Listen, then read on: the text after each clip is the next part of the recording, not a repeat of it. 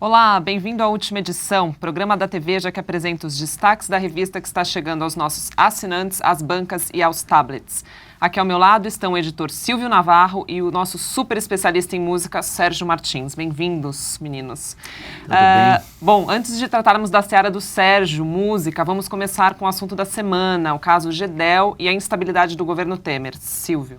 Antes de passar para a parte boa desse programa, nós vamos falar da parte chata, né, Fernanda? Bom, o material político que a edição de Veja dessa semana traz, ele envolve aí a crise Gedel, como você disse, e a delação do fim do mundo, que é a delação dos executivos da Odebrecht, tão aguardada no âmbito da Operação Lava Jato. Então vamos começar pela parte ali política do atual governo Michel Temer. A reportagem intitulada A Difícil Travessia ao Futuro leva a assinatura do Daniel Pereira e do Hugo Marques, da sucursal de Brasília. Bom, o Brasil todo acompanhou, né, Fernanda, essa crise envolvendo o agora ex-ministro Gedel Vieira Lima. E o que a reportagem conversa ali, o que a capa da edição traz, é aquilo que foi a montagem do núcleo político do governo Michel Temer. O Temer, ele montou uma espécie de clube de amigos ali, PMDBistas da velha guarda, né? Eliseu Padilha na Casa Civil, o Gedel, que era ministro de governo da Secretaria-Geral, Romero Jucá, que já foi ministro, caiu, o Moreira Franco, que ainda está lá. Enfim, ele se cercou, ele montou o campo político e isso tem um preço, porque isso é o velho Brasil, né? O velho PMDB, aquele retrato o PMDB retrata esse velho Brasil, esse jeito de fazer política. O Gedel foi acusado pelo ex-ministro... De troca de favores, né? Exatamente, pelo ex-ministro Marcelo Calero, da Cultura, que se demitiu, alegando que o Gedel o pressionou para que ele, como ministro da Cultura, interferisse no IPHAN, uma decisão técnica do IPHAN, que é o Instituto de Patrimônio Histórico, sobre uma obra em Salvador, reduto de onde vive o Gedel. O Gedel tinha um apartamento ainda na planta, que seria erguido, e o IPHAN vetou por uma questão de altura. O prédio só poderia ter 13 andares e não mais de 20, e o Gedel tinha comprado um prédio justamente lá em cima. No andar de cima. Muito bem, a crise foi se agravando, surgiu a informação de que o Calero gravou essa conversa com o Gedel, gravou uma conversa com o Padilha, gravou uma conversa com o Temer, e o Gedel acabou não resistindo, ainda que o núcleo político, especialmente a figura do presidente Temer, tentou ao máximo segurá-lo no cargo. Inclusive a matéria fala disso e ele foi muito criticado durante a semana justamente por ter demorado em dar uma resposta efetiva para essa crise. É uma crise, Talvez de certa forma, até desnecessária. Exatamente. Talvez ela não tivesse se arrastado se ele logo no início tivesse feito alguma coisa. Exato, o efeito político, né? Porque a oposição imediatamente já passou a defender o impeachment do presidente Temer, né? Dizendo que já há elementos para isso. Talvez não precisasse ter esticado tanto a corda, mas daí vem vou falar entre aspas, o carinho do Temer pelo Gedel e por todo esse clube de amigos que a gente citou. Tem uma expressão muito bacana na reportagem que eu acho que ela define muito bem a figura do Padilha, que ainda está lá e é figura central nesse governo. Ele é um dínamo silencioso da crise política e o texto vai trazer um caso inédito ali, envolvendo a ação do Padilha, a caneta poderosa do Padilha, com o líder do PTB na Câmara, o Jovair Arantes. Eu não sei se vocês vão lembrar dele, ele foi o relator do impeachment da ex-presidente Dilma, num rolo ali sobre uma área desapropriada em Goiás, reduto do Jovair. Como a coisa se desenrola, tem todos os elementos de troca de favores, mais uma vez aquilo que o Gedel estava pedindo para o Calero. Eu não vou entregar todos os detalhes para não fazer spoiler da matéria. E aí, Fernanda, onde é que essa matéria se amarra na segunda reportagem? É porque todos eles são, de certa forma, citados nessa delação do fim do mundo, essa delação da Odebrecht. O ministro Padilha teria recebido dinheiro em 2014 e a mesma coisa o Moreira Franco. Essa reportagem se amarra com uma outra, produzida pela equipe aqui de São Paulo, pelo repórter Renato Onofre, intitulada Bateu nos Tucanos. Justamente, essa delação da Odebrecht atinge os três principais figuras do PSDB, o chanceler José Serra, ex-governador, o atual governador Geraldo Alckmin e o presidente do PSDB, o senador Aécio Neves, os 3 presidenciáveis, sempre presidenciáveis, né? Diz o texto, Serra teria usado o dinheiro depositado pela Odebrecht na Suíça para pagar um jatinho que ele usava durante as campanhas, né? De 2010. Exatamente. Esse jatinho pertence ao Ronaldo César Coelho, um banqueiro famoso ligado aos tucanos. Parente do Ronaldo César. Sim, isso. E também trata do misterioso, abre aspas, santo nas planilhas da Odebrecht.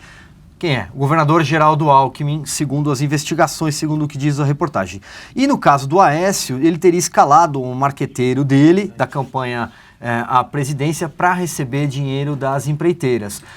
Ou seja, é o strike que a delação da Odebrecht faz. Então vamos falar de coisa boa, né, Fernanda? Pelo amor de Deus. Vamos mudar pra música, então. Vamos falar de música. Já é final de semana, né? Desde que o samba é samba. Sérgio Martins, conta pra gente um pouquinho como foi produzir essa reportagem, quanto tempo de trabalho aí, porque são 14 páginas, se não me engano, não é? São 14 páginas, mais 2 de recomenda, com 10 sambas que a gente considera icônicos, né? No caso, eu e o Jerônimo Teixeira, que trabalhamos arduamente. Né? Antes de mais nada, né, velha guarda por velha guarda, eu sou mais a da Portela, a do PMDB. Seguramente, Sérgio. É muito mais... Voto com o relator. Voto com o relator. Bom, a gente fazia tempo que a gente acalentava fazer essa matéria, né? Perdão, há tempos que a gente acalentava fazer essa matéria. Eu estava envolvido com outras pautas, mas sempre pesquisando sobre as origens do samba e de que maneira a gente poderia abordá-lo, né? Quando eu finalmente fui para o Rio, né, instalado na Lapa, onde fui saudado por um noia, muito bom, e a gente se entregou a um trabalho insano, né? Vale ainda destacar a Cristina Boller, que foi a produtora, e a Ariana, que era a maquiadora, que junto com o Miro compôs o time do Rio de Janeiro. O Miro é o fotógrafo. O Miro é o fotógrafo. Foram 4 dias de trabalho duro, 12 personagens. Alguns deram um pouco de trabalho, assim, o Paulinho da Viola marcou, desmarcou, e por fim a gente conseguiu. E fez não só o Paulinho, como quando conheceu a filha dele, a Beatriz Rabelo, que é cantora. Legal. E foi muito gratificante fazer essa matéria. Você tem pessoas que normalmente você conhece mais sobre aquele lado folclórico, tipo o Zeca Pagodinho, mas quando o Zeca começa a falar de Seresta, começa a falar do São Aniceto do Império, quando começa a falar do lado dele de fã, né, indo no Cacique de Ramos, que foi o bloco que revolucionou ali o samba, né, a partir do Cacique de Ramos, mudou-se o andamento, entraram novos instrumentos e o samba, enfim, ganhou o rótulo mercadológico de pagode. Então o Zeca falando de como foi entrar naquele mundo, né? Até sob os olhares desconfiados, ele conta uma história engraçadíssima, porque foi ele e o Arlindo Cruz. E quem tocava violão no Cacique de Ramos era o Jorge Aragão, né, que o Cacique depois gerou o Fundo de Quintal. Só que eles deram uma pausa, o Arlindo Cruz foi pegar o violão e o Jorge Aragão falou assim: e aí, garoto, cuidado com esse violão aí, hein? Como se o Arlindo Cruz fosse, né, enfim, e era na época um Cebostilhas, né, assim. Então acho que foi bacana, foi interessantíssimo você pesquisar e trazer histórias curiosas, né? Inclusive a Alcione cantou para você. Sim, a Alcione cantou para mim. A gente estava fazendo uma matéria na entrevista, a gente estava conversando sobre o tempo dela de cantora da noite, e eu falei, pô, você tem uma música aqui que você canta que já está de saco cheio e tal.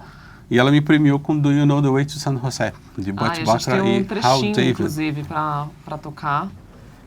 Do you know the way to San Jose? I've been away so long, I may go wrong and lose my way. Do you know the way to San Jose? I'm going back to find some peace to mind, San Jose. Heloise, big freeway. Cantei muito aquilo na noite. Butch Bacharach. Sensacional. Ela podia estar de saco cheio, mas ela renderia um ótimo disco, né? Da Alcione cantando Butch Bacharach. Aliás, ela canta em inglês muito bem, né? Em disco ela já cantou Overjoy, do Stevie Wonder. Então foram papos saborosíssimos. Assim. E você acabou amarrando aí pelo centenário, né? O centenário do samba, 2016. Que é enfim... há sempre controvérsias sobre o centenário. Uns dizem que foi dia 20 de novembro, outros dizem que foi em dezembro, outros dizem que vale do registro do carnaval, né, que pelo telefone do Donga e do Mauro de Almeida foi registrado no final de novembro, mas estourou mesmo no começo de 1917, quando foi para o carnaval. E eu até brinquei com o Martinho da Vila, porque tinha... Na década de 90, o Flamengo tinha um presidente, que era o Kleber Leite, que inaugurou um ano que seria o grande centenário do Flamengo. O Flamengo não ganhou nada naquele ano. Ele falou assim, não, esse centenário não valeu. O centenário vai ser a partir desse ano. Então eu falei assim, o samba vai ser mais ou menos como o centenário do Flamengo sob o comando do Kleber Leite. Assim, vai ser comemorado em 1916 e 1917. Vão ser anos cruciais para o samba. Mas é curioso, né? Porque o Pelo Telefone também não é um samba, né? Do jeito que a gente conhece. Está mais para um machixe, são versos desencontrados, mas eu acho que é o primeiro registro que se tem do que a gente chama de uma roda de samba, né? Que você tem o primeiro verso, né, do Donga, e as pessoas vão colaborando, né? E ali no meio você tinha figuras lendárias como Pixinguinha, João da Baiana, a própria Tia Ciata, que é uma figura muito importante ali, que era uma organizadora de rodas de samba.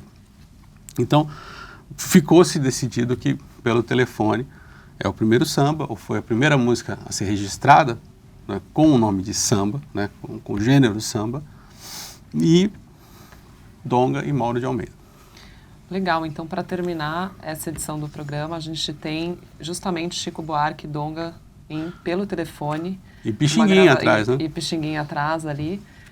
Quero agradecer a participação de vocês, Silvio, Sérgio, mais uma vez, obrigada. Obrigado, e uma boa leitura, um bom final de semana e até a próxima semana. A gente fica com Chico e Donga. O chefe da polícia pelo telefone mandou me avisar que na Carioca tem uma roleta para se jogar. Outra vez. O chefe da polícia pelo telefone mandou me avisar